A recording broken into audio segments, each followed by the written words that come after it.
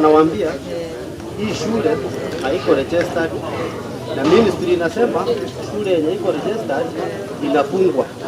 So mimi nilikuwa naomba, kwa sababu sio mimi na register hiyo shule na sio mimi nilipeana communication, directors waharakishe kwa leo jioni waniambie wanipee mwelekeo wa hii shule, ministry inipee mwelekeo wa hii shule. Kuna shule iko na standard kama hii, na hii shule imesaidia watoto kwa chakula, kwa kila kitu. Wakati wa COVID-19 serikali walikuwa nakula hiyo pesa peke yao, lakini hii shule masponsor wametusaidia. Hii hatuwezi kubali kuwapeleka mahali pengine.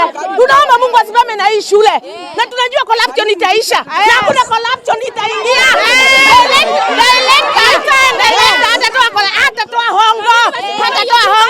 Watoto wetu wasiwezi kutua hapa. Watoto ni mayatima. Mimi mnaona ni msemi kiwete. Sina uwezo na sina nguvu. Wakitaka kukuja waamalizie hapa. Wakuja watushike sisi wote. Hata walimu. Hii haki kushinda wakifungia watu shule. Ukienda sasa Mwareki watoto ni 78 kwa darasa moja na ni nursery. Mtoto anakaa hivi akisukuma mwingine.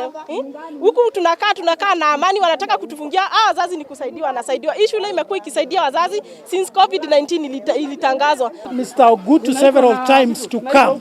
He said I have to pay for fuel. The government does not provide. Eventually he came to the school. And after coming to the school, demanded that I give him 3,000 for fuel. I told him, give us a receipt. Akasema government haitoi receipt. He's here. I gave them 3,000. They signed even in our book there. There is a school up a bridge, another school ya Magunia, iko na certificate. Hii shule yetu ilikuwa na mabati, but it was of a very high standard quality.